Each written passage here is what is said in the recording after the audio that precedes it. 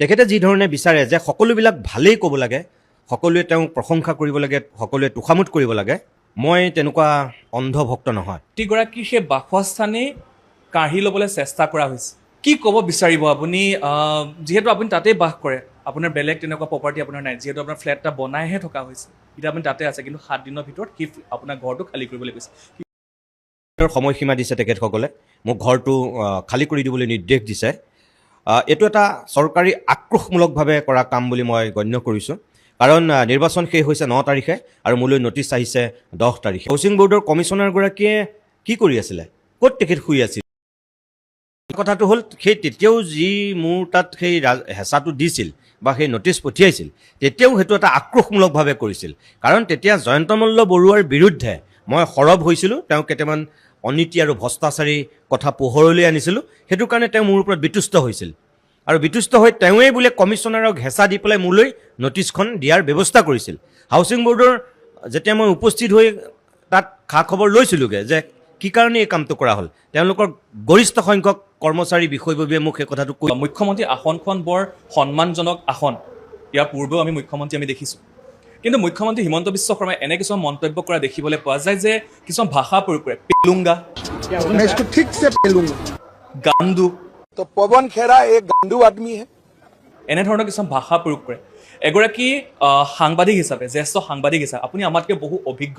আমিতো কনিষ্ঠ সাংবাদিক, কি ক'ব বিচাৰিব সংবাদ মাধ্যমৰ আগত পেলুংগা, গাণ্ডু এইসমূহ শব্দ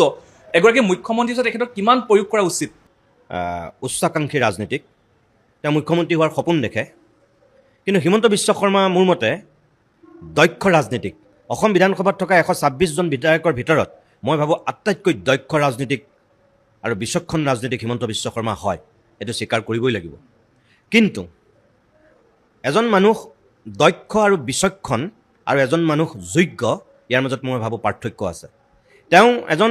দক্ষ ৰাজনীতিক, তেওঁ এজন বিচক্ষণ ৰাজনীতিক, তেওঁ এজন দক্ষ মুখ্যমন্ত্ৰী, কিন্তু তেওঁ এজন যোগ্য মুখ্যমন্ত্ৰী নহয়। মুখ্যমন্ত্ৰীৰ কথা বতৰা, চাল চলন আমাৰ সমাজখনৰ কাৰণে, আমাৰ ৰাজ্যখনৰ কাৰণে সাংবিধানিক মুৰব্বী হিচাপে গাম্ভীৰ্য ৰখাটো খুব জৰুৰী বুলি মই ভাবোঁ। সেই গাম্ভীৰ্যতা, সেই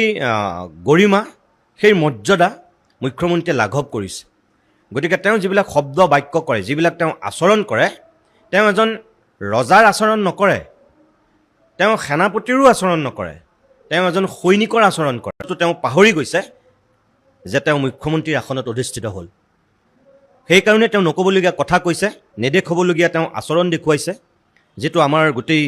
জাতিটোৰ কাৰণে মই দুৰ্ভাগ্যজনক বুলি ভাবোঁ। তেওঁ দক্ষতাক, তেওঁ বিচক্ষণতাক মই সন্মান কৰিও মই ক'ম যে মুখ্যমন্ত্ৰীৰ চকীখনৰ তেওঁ মান আৰু মৰ্যাদা ধূলিৰ লগত মিহলি কৰি দিছে। এই যে বিয়োগাত্মক আৰু ঋণাত্মক মানসিকতাৰ কাম কাজবিলাক বাদ দি যদি অকল ধনাত্মক আৰু যোগাত্মক চিন্তাধাৰাৰে তেওঁ যদি পজিটিভ ৰাজনীতি কৰিলেহেঁতেন, মই তেখেতৰ 100 কোটিবাৰ মই শলাগ ল'লোহেঁতেন, প্ৰণিপাত জনালোহেঁতেন। কিন্তু সেই যোগাত্মক আৰু ধনাত্মক কামখিনিৰ লগতে তেওঁ ইমান বিয়োগাত্মক আৰু ঋণাত্মক কিছুমান কাম কাজ কৰে, কথা বতৰা কয়, আচৰণ কৰে, মই সেইখিনিৰ সদায় বিৰোধী। মোৰ মুখ্য সম্পাদক নিতুমণি শইকীয়া ডাঙৰীয়া, আমি তেখেতৰ সৈতে কিছু কথা পাতিবলৈ চেষ্টা কৰিম, যিহেতু দেখিবলৈ পাইছোঁ যে বিগত সময়ছোৱাত সংবাদকৰ্মীৰ মুখ বন্ধ কৰিবলৈ চেষ্টা কৰিছে ডক্টৰ হিমন্ত বিশ্ব শৰ্মাই। যেতিয়া আমি সংবাদকৰ্মীসকলে প্ৰশ্ন সোধোঁ, বিভিন্ন ধৰণে আক্ৰমণাত্মক হৈ পৰা দেখিবলৈ পোৱা যায়, আৰু এইবাৰ যেন চৰম সীমা পাৰ কৰিলে ডক্টৰ হিমন্ত বিশ্ব শৰ্মাই। তেখেতে এটা সংবাদ প্ৰতিষ্ঠানৰ আগদিনাখন মন্তব্য কৰিছিলে যে প্ৰতিদিন টাইম আৰু DY 365ৰ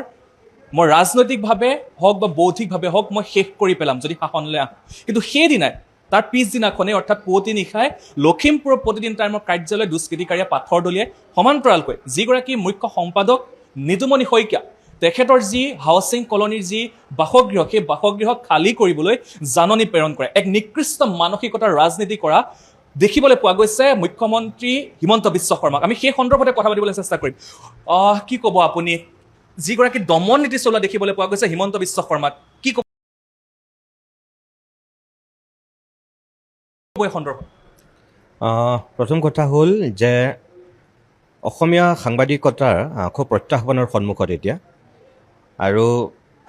এনেকুৱা প্ৰত্যাহ্বান মাজে মাজে আহে, কিন্তু এইবাৰ হয়তো অকণমান বেছি হৈছে। ইয়াৰ পৰিমাণটো মানুহে দেখি শুনি সামাজিক মাধ্যমতেই হওক বা বিভিন্ন ৰাস্তাই ঘাটে হওক যিবিলাক কথা বতৰা আলোচনা কৰিছে যে এইটো অলপ সীমাটো অতিক্ৰম কৰা যেন মানুহে অনুভৱ কৰিছে যে মুখ্যমন্ত্ৰীগৰাকীয়ে নিজেই সাংবিধানিক মুৰব্বী হৈ যেতিয়া উচতনিমূলক মন্তব্য দিয়ে উদগনিমূলক বক্তব্য ৰাখে স্বাভাৱিকতেই তেওঁ তলতীয়া মন্ত্ৰী বিধায়ক বা দলটোৰ আন আন উগ্ৰ সমৰ্থক সেই ক্ষেত্ৰত মই ভাবোঁ অলপ উত্তেজিত হ'বই আৰু তেওঁ কথাৰে প্ৰৰোচিত হৈ তেওঁলোকেও তেনেধৰণৰ আচৰণ কৰাটো তেনেই স্বাভাৱিক গতিকে মই এজন সাংবাদিক হিচাপে অসমৰ মাননীয় মুখ্যমন্ত্ৰী হিমন্ত বিশ্ব শৰ্মাৰ প্ৰতি মোৰ এইটোৱেই আহ্বান যে অন্ততঃ তেখেতে মুখ্যমন্ত্ৰীৰ আসনখনৰ মৰ্যাদা ৰাখি কিছু কাম কৰক কিছু কথা কওক ভালখিনি ভাল তেখেতে যিখিনি ভাল কাম কৰিছে মই আগতেও কৈছোঁ ভাল কামখিনিক আমি প্ৰশংসা কৰোঁ কিন্তু তেখেতে যি ধৰণে বিচাৰে যে সকলোবিলাক ভালেই ক'ব লাগে সকলোৱে তেওঁক প্ৰশংসা কৰিব লাগে তেওঁ অকল সকলোৱে তোষামোদ কৰিব লাগে মই তেনেকুৱা অন্ধভক্ত নহয় তেখেতৰ ভালটোক যেনেকৈ ভাল বুলি ক'ম মই তেখেতৰ বেয়াটোকো মই বেয়া বুলি ক'ম আৰু সেই বেয়াটো তেখেতে হজম কৰিব পাৰিব লাগিব আৰু তেওঁ সমালোচনাক যোগাত্মক দৃষ্টিভংগীৰে ল'ব পাৰিব লাগিব সমালোচনা কৰা মানেই যে বেয়া পোৱা সমালোচনা কৰা মানেই যে তেখেতক ধ্বংস কৰিবলৈ বিচৰা সেইটো কথা নহয় গঠনমূলক সমালোচনাই মানুহক সদায়